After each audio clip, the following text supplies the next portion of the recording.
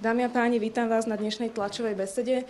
Vítam predsedu hnutia Olano Igora Matoviča, predsedu hnutia Nová Daniela Lipšica a predsedu strany Sloboda a Solidarita Richarda Sulíka. Pán Matovič, nech sa páči. V posledných dňoch Slovensko žije jednou kauzou a zlé jazyky tvrdia, že za jednou záhadnou firmou, ktorá má nejaký záhadný nárast obratu kšeftami so štátom, je predseda parlamentu Pavol Paška. Dovolil som si zvizualizovať tie záhadné nárasty obratu so štátom.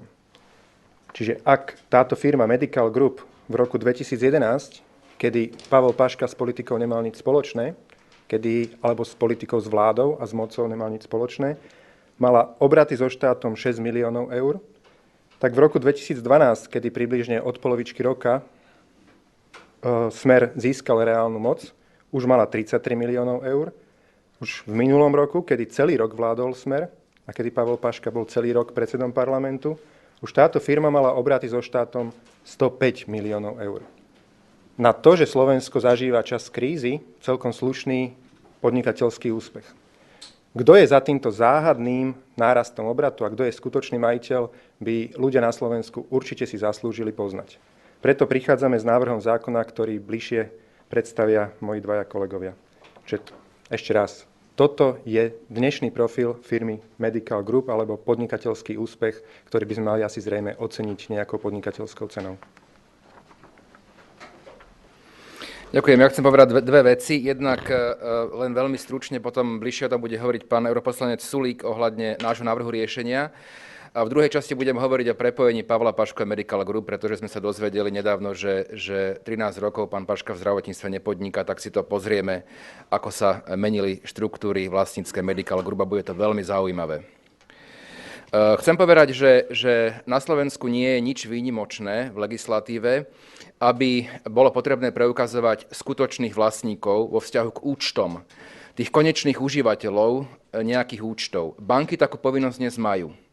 Tak sme koniec koncov objavili mnohé zaujímavé veci v kauze emisie. To znamená, že banky dnes majú pod heslom Poznaj svojho klienta povinnosť zisťovať skutočných vlastníkov alebo konečných užívateľov účtov. To je povinnosť, ktorú majú banky ako subjekty súkromného práva. Už dnes. Ten návrh, ktorý chceme predložiť, sa týka toho, aby túto povinnosť mal aj štát pri verejnom obstarávaní. Aby firmy, ktoré sú v verejnom obstarávaní, museli preukázať, kto je ich skutočný vlastník. Jednak, aby to museli preukázať, by museli preukázať každú zmenu aj na zváženie, či dokonca nie je tak ďaleko, aby skutočnosť, že buď budú podvádzať, alebo to neuvedú, bola stíhaná trestnoprávne vo vzťahu k štatutárnym orgánom firiem, ktoré sa uchádzajú o verejné zdroje. Ale teraz k otázke prepojenia Medical Group a Pavla Pašku a budem tu aj niečo kresliť. Pavol Paška nám včera oznámil, že od roku 2002 už v zdravotníctve nepodniká. Medical Group je vlastne spoločenstvo 5 obchodných spoločností a vo vzťahu k SROčkám, kde to je ľahko preukázateľné, je faktom ten, že svoje podiely v SROčkách v skupine Medical Group Pavol Paška prevádzal až v roku 2008. Nie v roku 2002. A pravdepodobne aj vo vzťahu k akciovým spoločnostiam, ktoré patria do skupiny Medical Group. Pretože vo februári 2008 podiely v spoločnostiach Medical Group nadobudol istý pán Dušan Macho. Ja to tu napíšem. Druhý mesiac 2008 nadobúda všetky podiely pán Mach. Ospravedlňujem sa, nie Macho, ale Mach. Ale nenadlho.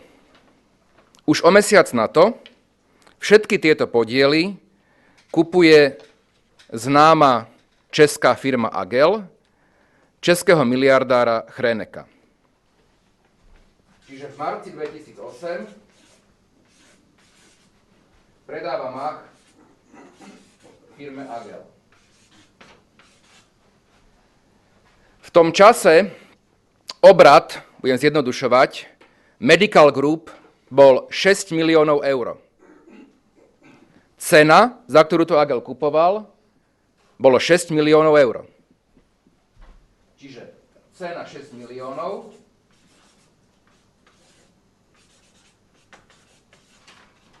Obrat firiem tiež 6 miliónov.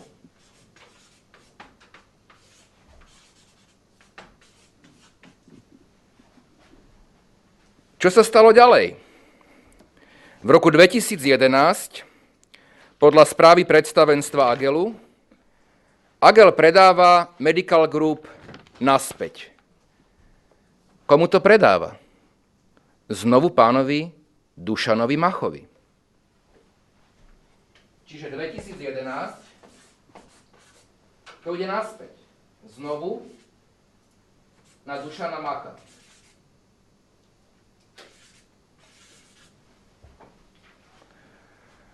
V tom čase má konzorcium Medical Group obrat približne 46 miliónov eur.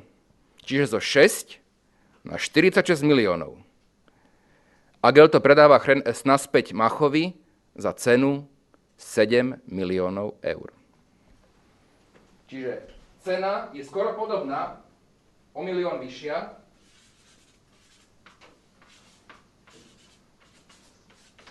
pri obrate, ktorý je 8-násobne vyšší.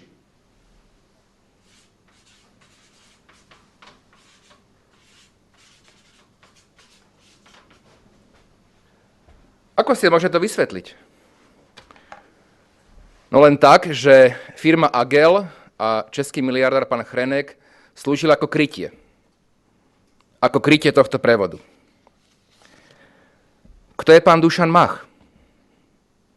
Pán Dušan Mach je sused Pavla Pašku v Mestskom parku v Košiciach a za Ficových vlád predseda dozornej rady firmy Transpetrol. Pán Dušan Mach je sused a nominant pána Pavla Pašku. A kam to ide ďalej? To znamená, máme Paška, Mach, Agel. Agel, naspäť Mach a ďalej? Ďalej figuruje Belize a Cyprus. Schránkové firmy. Ak niekto mal pocit v obchodnom registri, že Belize tam už nie je, tak ho ubezpečujem, že je. Ako som to už spomínal, ak sú pri akciovkách viacerí akcionári, tak to obchodný register nevykazuje. Preto asi, aby Belize nesvietilo v obchodnom registri, bolo potrebné pribrať pro forma nejakého druhého akcionára, aby už nefiguroval v obchodnom registri nikto.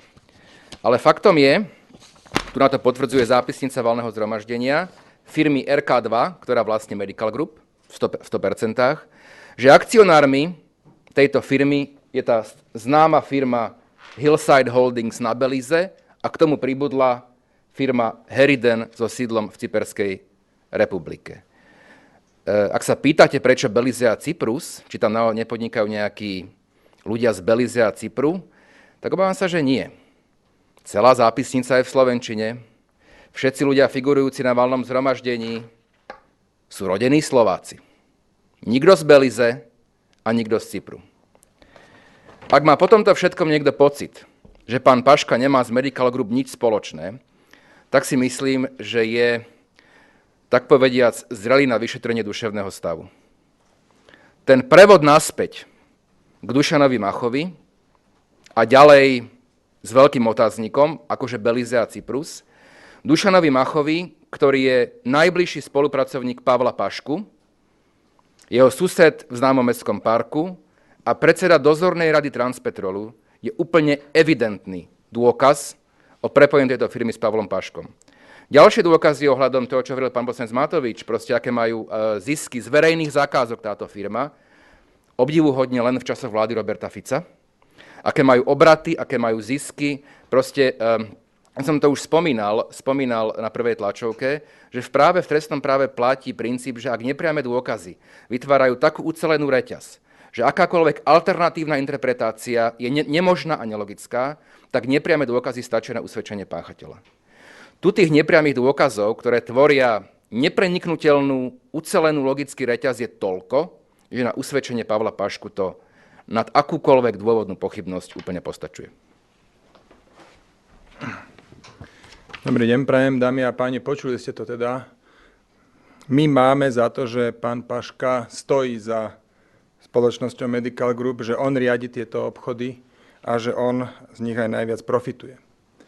Ak pán Paška teda tvrdí, i keď sme práve počuli, že zjavne klamal, keď tvrdí, že 13 rokov s firmou Medical Group nemá dočinenia, videli sme, že až v 2008 roku predal podiel, je to len 6 rokov a nie 13. Ale ak pán Paška tvrdí, že nemá s touto spoločnosťou nič dočinenia, tak mala by byť v jeho prvoradom záujme, aby bolo možné preukázať, kto skutočne a teda nielen nepriamými dôkazmi, ale priamými dôkazmi, preukázať, kto za týmito spoločnosťami, ktoré zázrakom vyhrávajú všetky možné tendre, kto za nimi stojí. Preto sme pripravili novelu zákona o verejnom obstarávaní, kde chceme navrhnúť, aby uchádzači museli dokladovať, kto sú ich vlastníci. No a pán Paška teda, ak nemá nič ani z Belize, ani z Medical Group dočinenia, tak by mal v prvom rade on chcieť, aby takáto novela zákona bola prijatá. A ak za ňu nebude minimálne on hlasovať, tak je zrejmé, že len tliacha do vetra. To, čo my chceme navrhnúť, preukázanie vlastníkov, je asi to, že každý uchádzač, každá spoločnosť, ktorá sa bude uchádzať o verejné zákazky, respektíve až v momente, keď ich vyhrá, tú verejnú zákazku, musí doložiť, kto sú jej vlastníci, a to buď fyzické osoby, alebo spoločnosti kotované na burze, a ktoré majú akcie verejne obchodovateľné. Nám je samozrejme jasné, keď napríklad spoločnosť Siemens by mala vyhrať nejakú zákazku, verejné osvetlenie, že tam je nemožné doložiť, kto sú vlastníci spoločnosti Siemens, ale práve takáto spoločnosť je kotovaná na burze a jej akcie sú verejne obchodovateľné. To je jedna možnosť, jeden typ vlastníka, a pokiaľ to nie je tak potom fyzické osoby. Potom jednoducho nebude možné, že tu nejaké firmy z Belize cez nastrčené ďalšie firmy a nejaké figurky, že tu budú vyhrávať miliónové tendre, a obzvlášť také, kde dochádza k trojnásobnému predraženiu nejakého CT. Mimochodom, už je verejnosti známe, toto nie je zďaleka jeden prípad. My dávame tie prípady dohromady, obávam sa, že tých prípadov je o mnoho viac. A teda ten zákon, ktorý chceme navrhnúť, budú fyzické osoby, musia byť doložené tak, ako je to v bankách, alebo verejne obchodovateľné spoločnosti. Samozrejme, tam, kde to doložené nebude, tak tieto spoločnosti budú vylúčené. Túto novelu zákona predkladáme my traja, teda ja nie, za mňa to spravia moji kolegovia, ale takisto kolega Lipšic a kolega Matovič, a znenie by malo byť hotové do zajtra, kedy je posledný deň na predloženie tohto zákona, a teda kedy je možné predkladať zákony na najbližšiu schôdzu. No a ja som presvedčený, že Pavel Paška nielen bude za toto hlasovať, ale že aj v poradí, to je právomoc predsedu Národnej rady, že aj v poradí umiestniť ten zákon dostatočne vpredu, aby bol včas, alebo aby bol vôbec na najbližšej schôdzi prerokovaný. Zatiaľ vám veľmi pekne ďakujem.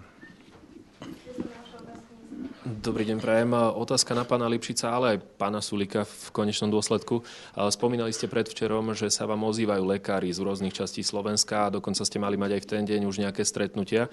Chcem sa spýtať, boli tieto stretnutia, s kým boli a čo teda priniesli? No tak odpoviem najprv ja za mňa. Nám sa ozvali konkrétne dvaja. To stretnutie má byť začiatkom budúceho týždňa a predpokladám, že sa k tomuto aj všetci teraz stretneme, aby sme behom budúceho týždňa informovali už o podrobnostiach. Musíme sa s tými ľuďmi najprv stretnúť predtým, ako povieme, kto to je, o čo ide, ale ako som hovoril, to je otázka niekoľkých dní, kým prídeme s ďalšími prípadmi, kedy Medical Group, ktorá teda podľa slov pána Pašku, on s ňou vôbec nič nemá, kedy Medical Group zarobila veľké peniaze a nečestným spôsobom. Ja som mal stretnutia a budem mať. Zatiaľ nebudem zverejňovať naozaj osoby. Chcem tých ľudí chrániť. Sú to lekári z viacerých častí Slovenska, východného, severného, západného, to môžem povedať. Ako náhle to budem mať zdokumentované, tak aby to mohlo byť zverejnené, tak to zverejníme. Ale dovtedy samozrejme tých ľudí ja budem chrániť. Chcem ale povedať možno jednu vec, že že mimoriadne oceňujem odvahu jednak lekára, ale aj zdravotnej sestry, teda doktora Suchánka a pani zdravotnej sestry v Piešťanoch, ktorí vlastne na ten prípad poukázali. A vďaka ním sa ten prípad zverejnil a bol medializovaný. V dobe, v akej žijeme, je to prejav podľa mňa odvahy, ktorá si vyžaduje mimoriadne ocenenie.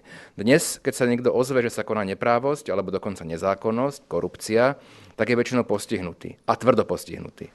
To, že do toho išli títo dvaja ľudia aj s týmto rizikom, považujem za prejav hodný veľkého ocenenia a bol by som rád, keby médiá to reflektovali. Že hrdinami tohoto príbehu sú títo dvaja ľudia. Dobre, a na základe aspoň tých prvotných informácií, ktoré máte po stretnutí s tými niekoľkými lekármi, sú tam nejaké náznaky, indície, ktoré by mohli spájať Pavla Pašku s firmou Medical Group? Sú tam aj indície, ale pochopte aj trošku možno, že náš postoj. Ja sa snažím veci uzatvárať, keď ich mám uzatvorené. Dneska sme posunuli situáciu ďalej vo vzťahu k Pavlovi Paškovi a keď budeme mať otvorené ďalšie prípady, tak ich určite zverejníme. Ale nechcem to robiť len akože triafať od boku, to by nebolo fér voči nikomu v zásade, ani voči tým lekárom a zdravotným sestrám, ale keď to budeme mať dobre zdokumentované, preverené a potom to zverejníme. Posledná vec a reakcia na včerajšie slova predsedu parlamentu, že podáva trestné oznámenie. Na mňa už trestné oznámenie podali Mikuláš Černák, Robert Dokolič, Ani Penta, proste v princípe skoro všetky na Slovensku existujúce zločinecké a finančné skupiny. Takže Pavel Paška bude v dobrej spoločnosti. Ja by som k tomu ešte doplnil. Mne to tak pripadalo, keď sa začal vyhrázať trestným oznámením, že trafená hus zagaga. To je jediné, čo mi v tejto súvislosti napadlo.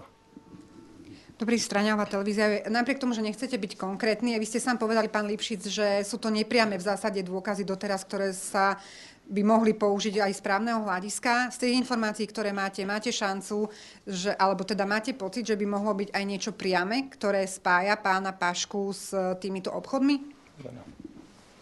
No, preto sa snažíme zmeniť legislatívu, aby všetky firmy museli preukazovať skutočných vlastníkov. Dnes tomu tak nie je. To znamená, my nemáme priamy dôkaz aj preto, že absentuje legislatíva, ktorá by umožňovala zverejňovanie skutočných vlastníkov. Ale znovu sa k tomu vrátim a nechcem ísť do nejakých právnych pojednaní alebo čo, ale ten príbeh Medical Group a tých prepojení je akože mimo dôvodnú pochybnosť. To znamená, ten presun tých podielov od pána Pašku na pána Macha na Agel. A z Agelu späť na pána Macha a na Belize. Tomu nikto neuverí.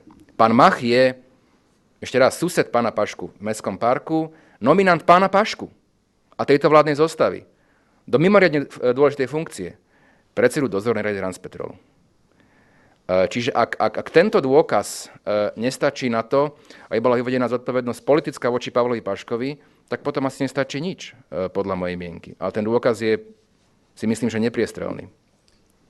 Chcem sa ešte opýtať, ak teda môžem, čo sa týka tej žaloby, len na upresne, lebo sme sa zamýšľali nad tým, že poslanec Národnej rady má imunitu na vyjadrenia, ale je tam tuším vyšpecifikovaná, že v pléne Národnej rady, alebo ako to je, alebo je možné vás ako poslancov žalovať za tieto slova? Jedna vec je občianskoprávna, tam občianskoprávnu imunitu nemá nikto, čiže ešte raz, aj tam bude v dobrej spoločnosti pán Paška, mňa žalujú bývalí ministri trestne stíhaní, Janušek, Štefanov, stíhaní sudcovia, bude v dobrej spoločnosti, nech sa neobáva. Trestnoprávna imunita sa týka len výrokov v orgánoch Národnej rady. Ale ak si myslí pán Paška, že trestnými oznámeniami alebo žalobami niekoho zastraší, tak je na zlej adrese. A ešte prepáčte, podpisy na mimoriadnu schôdzu, to bola vec, o ktorej ste hovorili na ostatnej tlačovej konferencii, tak sa chcem opýtať, či už ste blízko k počtu 30, alebo tak, ako? Podržím ti. Viete, je to veľmi citlivá vec a v takýchto krízových a zlomových situáciách sa ukazujú charaktery alebo odkrývajú charaktery a niektoré tie charaktery vtedy radšej strčia hlavičky do piesku, aby nemali v budúcnosti problémy. Takže uvidíme, koľko charakterov sa podpíše a či ich bude aspoň 30. Zrejme podaktori nechce budúceho koaličného partnera naštvať. Môže byť aj tak, že niektoré charaktery s hlavou v piesku nechcú naštvať svojho budúceho koaličného partnera, takže zrejme tí sa nepodpíšu. A môžete byť aj konkrétnejší? Asi zbytočné, ale ako keď zozbierame podpisy, možno zoznam charakterov by sme mohli zverejniť a tých druhých si odratate. Kalenský správy RTVS, pardon. Prepáčte, ja som iba jednu vec. Za pár dní Slovensko zažije boom vlakov zadarmo. Bude nás to stať 13 miliónov eur. Čiže za 13 miliónov eur Robert Fico robí hody lukulské a teda všetci študenti a dôchodcovia budú cestovať zadarmo. Iba jednej jedinej firme Smer dohodil 105 miliónov eur za rok. To je, keď dobre počítam, koľko? 6, 7, 8 krát viacej? Čiže všetkým dôchodcom a študentom 13 miliónov eur, vlaky zadarmo, jednej jedinej firme spriaznenej 105 miliónov eur. Iba na vysvetlenie tých čísel, aby si ľudia vedeli predstaviť, aká obrovská suma sa za tým skrýva. Kalenský správy RTVS. Vy ste teda podali trestné oznámenie. Budete chcieť, aby sa teda skúmali aby sa skúmal aj ten odliv peňazí z tej spoločnosti SK Medical Group. A na čo podľa vás slúžia teda tie firmy, ktoré sú na Cypre a v Belize, majú možno za úlohu vyťahovať tie peniaze, ktoré možno putujú na Slovensko? No určite áno, by mala prokuratúra skúmať. Ešte raz, nie som naivný, aby som si myslel, že pri dnešnej konštelácii prokuratúra pôjde po ľuďoch, ktorí sú vo vysokých pozíciách v Smere, vrátane Pavla Pašku. Ale trebalo ten krok urobiť, podľa mňa, aby tam bol, a upozorňujem, že premlčacie doby sú pomerne dlhé pri týchto právnych kvalifikáciách. Čiže ak pán Pavol Paška si myslí, že má de facto trestnoprávnu imunitu, tak možno, že ju má dnes, ale nemusí ju mať zajtra. A druhá vec je, Belize a Cyprus majú asi rôzne motívy, ale jeden z nich je zakryť skutočných vlastníkov firmy Medical Group. Ja som to už spomínal, že aj ten presun z Cypru na Belize bol spôsobený tým, že Cyprus už začal vydávať údaje o skutočných vlastníkoch firiem, ktoré tam sú registrované. Belize to nevydáva. A preto bolo potrebné posunúť sídlo firmy alebo akcionára firmy z Cypru na Belize. A potom im bolo blbé, že v obchodnom registri vyskakovalo Belize. To nie je príliš akože seriózna destinácia v očiach našich ľudí a právom. Tak aby to nesvietilo, tak pribrali akože ďalšieho akcionára z Cypru a dneska v obchodnom registri akcionár nie je žiaden. Ale dá sa vyhľadať samozrejme, lebo sú aj iné registre ako obchodný register. Ja by som ešte doplnil. Ako vidíte, 105 miliónov, tá piešťanská nemocnica bola 1,6 obratu, čiže tých prípadov bude desiatky. V prípade Piešťanskej nemocnici nedošlo k použitiu eurofondov, ale som presvedčený, že budú prípady, kde boli v hre aj eurofondy. A v tom prípade to už nie je len slovenskou záležitosťou. My, ako hovoril kolega Lipšic, nie sme naivní. Tunak polícia vyšetrí to, čo, respektíve nevyšetrí to, čo vyšetriť nemá a súdy rozhodnú tak, aby to skrátka, aby boli všetci radi, ale existuje aj protikorupčný úrad európsky, ktorý sa volá OLAF. Ja som tam podal už približne 10 podnetov. Plánujem stretnutie so šéfom OLAFu v krátkej dobe. Som členom výboru, ktorý kontroluje OLAF a z tejto pozície budem určite aktívny v tých prípadoch, kde došlo aj k použitiu eurofondov. Jednoducho považujeme to za veľkú nehoráznosť a budeme v tomto ďalej aktívni, aj keby hneď polícia sa to mala snažiť zamiesť pod koberec.